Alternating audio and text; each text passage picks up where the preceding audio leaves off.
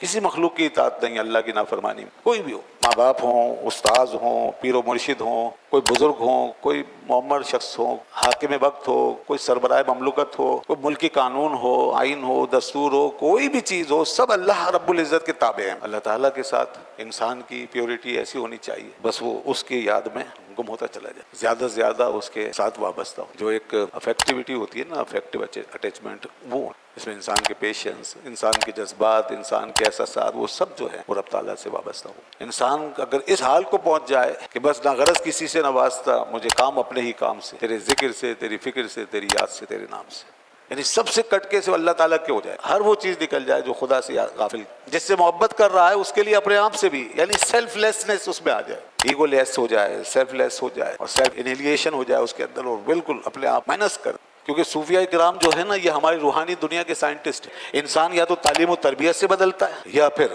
دوسری چیز جو انسان کو بدل دیتی ہے وہ عشق ہے، انسان کو بالکل پاگل بنا دیتا ہے، مجنوں کر دیتا ہے، دیوانہ بنا دیتا ہے۔ اور اگر اللہ کے لیے ہو جائے تو پھر یہ عشق انسان کو اندر سے جتنی کثافت ہے نا اس کو لطافت میں بدل دیتا ہے۔ یا میں اگر وہ سائنس کی زبان میں بولوں تو آپ شاید اور جلدی سمجھیں گے، یہ ریڈیو ایکٹیو میٹل جو ہوتا ہے یہ کیا ہوتا ہے؟ آج کل تو بہت ذکر ہو رہا ہے ایران اور امریکہ کی جنگ کے حوالے سے۔ یہ زمین کے اندر وہ ریڈیو ایکٹیو میٹل ہے، یہ ایسا مادہ ہے کہ جس سے تابکاری نکلتی۔ اللہ کی شان دیکھیں زمین میں کیا کیا رکھا ہوا ہے، اسی سے پھر ایٹمی ٹیکنالوجی حاصل کی جاتی ہے۔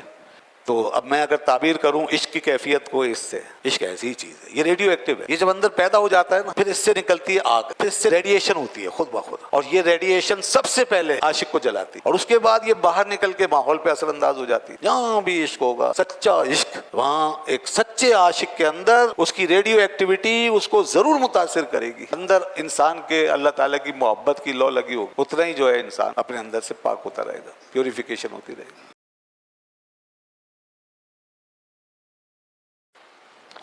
چنانچہ عام لوگوں کے لیے تو یہ حکم ہے کہ دیکھو، عام لوگوں سے وہ وہاں تک محبت کرو جہاں اللہ کی اطاعت کی حدود کراس نہ ہو بس، اور جہاں اللہ کی اطاعت کی حدود کراس ہو جائیں وہاں عام لوگوں سے محبت نہیں کرو گے،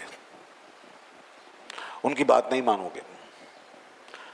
جب اللہ کی اطاعت کی حدود کراس ہو جائیں، جب وہ بارڈر سے نکلنے کی بات کہا، جیسے ماں باپ کے لیے فرمایا وَإِن جَاهَدَاكَ لِتُشْرِكَ بِي مَا لَيْسَ لَكَ بِهِ عِلْمٌ، اگر تیرے ماں باپ بھی تجھے یہ کہیں کہ اللہ کے ساتھ شرک کر لے، اللہ کی نافرمانی کر لو، تو فَلَا تُطِعْهُمَا، تو فرمایا ان کی اطاعت مت کرنا، روک دیا نا، بس اتنی محبت کافی ہے، آگے اب اس عمل سے محبت نہیں ہوگی۔ اسی طرح بخاری شریف میں فرمایا، حدیث ہے لا طاعۃ لمخلوق فی معصیۃ الخالق، کسی مخلوق کی اطاعت نہیں اللہ کی نافرمانی میں، کوئی بھی ہو، ماں باپ ہوں، استاذ ہوں، پیر و مرشد ہوں، کوئی بزرگ ہوں، کوئی معمر شخص ہو، کوئی حاکم وقت ہو، کوئی سربراہ مملکت ہو، کوئی ملکی قانون ہو، آئین ہو، دستور ہو، کوئی بھی چیز ہو، سب اللہ رب العزت کے تابع ہیں بس، اس میں کوئی بھی اللہ سے بلند نہیں، اللہ کے حکم کے برابر کسی کا حکم، تو بس ان سب سے محبت اس درجے میں ہے، اس دائرے میں ہے۔ تو یہ عام لوگوں کے لیے بتا دیا کام۔ پھر رسول اللہ صلی اللہ علیہ وسلم کی محبت کا جب معاملہ آتا ہے اور آپ کی اطاعت کا، تو وہاں جو لیول ہے وہ عام لوگوں سے آگے ہے،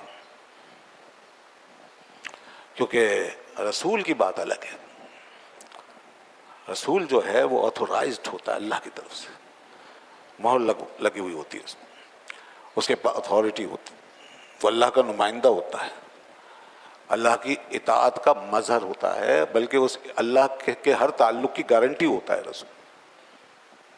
رسول جو ہے نا، رسول صلی اللہ علیہ وسلم کی محبت وہ عام محبت نہیں بلکہ وہ ایبسلیوٹ ہے، اور وہ اسٹینڈرڈ محبت ہے، اور اس کی بھی کوئی حد نہیں ہے۔ جیسے عام لوگوں کی حد بتائی نا کہ خدا کی اطاعت تک، یہ کنڈیشن لگ گئی نا، لمٹ۔ رسول کی محبت اور رسول کی اطاعت ہر حال میں ہے، وہاں اس قید کی ضرورت ہی نہیں ہے کہ خدا کی اطاعت تک، کیونکہ رسول کی جو اطاعت ہے وہی تو خدا کی اطاعت ہے۔ رسول کی جو باؤنڈری ہے خدا نے اسی کو اپنی باؤنڈری قرار دیا۔ ہاں، تو جب رسول کی باؤنڈری ہی اللہ کی باؤنڈری بن گئی اطاعت میں اور احکام میں، تو اب یہاں کوئی قید، کوئی کنڈیشن، کوئی لمٹ نہیں ہے. تو یہاں حکم یہ ہے کہ بس جو رسول صلی اللہ علیہ وسلم کی اطاعت کرے یا رسول صلی اللہ علیہ وسلم سے محبت کرے، جتنی بھی کرے، جہاں تک بھی کرے، بس معبود نہیں مانے گا. معبود نہیں کہیں گے، وہ جو میں نے پہلے بتا دی، معبود صرف اللہ ہے. اس کے بعد جتنی بھی اطاعت کرے اور جتنی بھی محبت کرے گا، اللہ فرماتا ہے وہ اطاعت بھی میری ہوگی، وہ محبت بھی مجھ سے ہی ہوگی، وہ کسی غیر سے نہیں ہوگی. باقیوں کے لیے تو باؤنڈریز ہیں، حدود ہیں، لمٹس ہیں، مگر رسول صلی اللہ علیہ وسلم کے لیے کوئی لمٹ نہیں. یہ قرآن کے ارشادات سے یہ بات ثابت ہے. تو اب یہ جو فرمایا والذین آمنوا اشد حبا للہ، کہ جو ایمان والے ہیں وہ سب سے زیادہ یعنی شدید ترین محبت کرتے ہیں. اشد کا مطلب ہے شدید ترین، ایکسٹریم لیول پہ جا کے، فلی انٹینسیفائڈ، ایکسٹریملی انٹینسیفائڈ، شدید ترین محبت کرتے ہیں اللہ سے. تو وہ شدید ترین محبت رسول صلی اللہ علیہ وسلم کی محبت کے ساتھ ہے. اور اللہ تعالیٰ نے جن جن محبتوں کا حکم دیا ان محبتوں کے ساتھ، اس میں کوئی مذائقہ نہیں. اور جن جن محبتوں کا حکم ہے ان محبتوں کے ساتھ محبت کرنا اللہ تعالیٰ سے، یہ اللہ کی شدید ترین محبت ہی ہے. دین میں کوئی ایسا تعلق، ڈیوائن اٹیچمنٹ، کوئی ایسی ڈیوائن اٹیچمنٹ نہیں ہے کہ جو آپ کو باقی ساری چیزوں سے، حقوق سے اور تعلقات سے دستبردار کر دے اور اس کے اپوزٹ کر دے اور سب کچھ چھڑا کے آپ کو راہب بنا دے. ایسی کوئی ڈیوائن اٹیچمنٹ، بلکہ بس یہ ایک دائرہ بڑا بنا کے دیا گیا کہ سب کو اس میں لے لو اور اللہ کے حکم کے مطابق کرو، اور جس سے بھی تعلق رکھو تو اللہ کے لیے رکھو. بس یہ ہے اللہ تعالیٰ کی محبت. پھر اللہ تعالیٰ کا ذکر، اس کی یاد، وہ ہمارے من میں چھا جائے. تو اب یہاں پر دیکھیے کہ اللہ تعالیٰ کے ساتھ انسان کی پیورٹی ایسی ہونی چاہیے کہ بس وہ اس کی یاد میں گم ہوتا چلا جائے، زیادہ سے زیادہ اس کے ساتھ وابستہ ہو. جو ایک افیکٹیوٹی ہوتی ہے نا، افیکٹو اٹیچمنٹ، وہ ہونی چاہیے. اس میں انسان کے پیشنس، انسان کے جذبات، انسان کے احساسات، وہ سب جو ہیں وہ رب تعالیٰ سے وابستہ ہو، ایموشنل ہو، اور انسان کا اس کی طرف کھنچاؤ ہو، رغبت ہو. محبت جو ہے وہ اپنی طرف کھینچتی ہے، محبت ضرور مائل کرتی ہے. تو جب وہ رب ہے، خالق کائنات ہے، تو جس طرح نماز میں اس کے لیے یکسو ہیں، اسی طرح زندگی کے سارے حالات میں اندر سے اس کے لیے یکسو ہو جائیں، اور اس کی بات، اس کی یاد کا غلبہ انسان کے اوپر ایسا قائم ہو جائے کہ انسان اٹھتے بیٹھتے چلتے پھرتے ہر وقت یاد رکھتے. اور پھر یہ انسان اگر اس حال کو پہنچ جائے کہ بس نہ غرض کسی سے نہ واسطہ، مجھے کام اپنے ہی کام سے، تیرے ذکر سے، تیری فکر سے، تیری یاد سے، تیرے نام سے، تو سمجھ لیں اس کا ایمان کامل ہو جائے گا. یعنی ہر وہ کشش اور میلان دل سے نکل جائے جو اللہ سے دور کرنے والا ہے بس. تو آٹومیٹیکلی آپ ایک ایکسکلوسیولی جو ہے اللہ تعالیٰ کے ساتھ وابستہ ہو جائیں گے. ایکسکلوسیولی یعنی سب سے کٹ کے صرف اللہ تعالیٰ کے ہو جائیں گے جب ہر وہ چیز نکل جائے جو خدا سے غافل کر رہی. اور وہ کیا ہیں؟ وہ سب گناہ ہیں ہمارے، اور ہماری اپنی رغبتیں ہیں، ہماری اپنی خواہشیں ہیں، ہماری ذات ہے. جب محبت ہوتی ہے نا، مجھے فرمایا اشد حبا للہ، تو اس میں پھر یہ ہوگا کہ آدمی جس طرح ہر تعلق سے نکلے گا، اسی طرح ہر قسم کے جذبات سے بھی الگ ہوگا. لوگوں کے لیے جو جذبات انسان کے اندر، جو خدا سے اس کا منہ موڑ کے کہیں اور لے جاتے ہیں، ادھر پھراتے ادھر پھراتے، اللہ سے غافل کر دیتے ہیں. مال پیسے سے، روپیے سے، دولت سے محبت کے جہاں پہ انسان بھول جاتا ہے کہ میں کسی کا بندہ ہوں، عہدے منصب کے لیے اس کے احساسات. تو یہ سارے جتنے احساسات و میلانات ہیں، یہ جو اس کو رب سے غافل کر رہے ہیں، ان سے جتنا الگ ہوتا جائے گا، بس یہ اس آیت کا منشا ہے. والذین آمنوا اشد حبا للہ، اور اس کے اندر انفرادیت آتی چلی جائے گی. اور اس کی محبت کے اندر پیورٹی جو ہے وہ بڑھتی چلی جائے گی،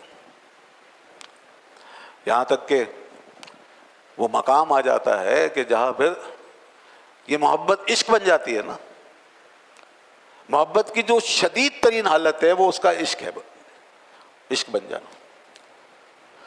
اور عشق کی پہچان یہ ہے کہ پھر آدمی اپنے آپ سے بھی جدا ہو جائے، جس سے محبت کر رہا ہے اس کے لیے اپنے آپ سے بھی، یعنی سیلف لیسنس اس میں آ جائے، ایگو لیس ہو جائے، سیلف لیس ہو جائے، اور سیلف انہیلیشن ہو جائے اس کے اندر، اور بالکل اپنے آپ کو مائنس کر دے.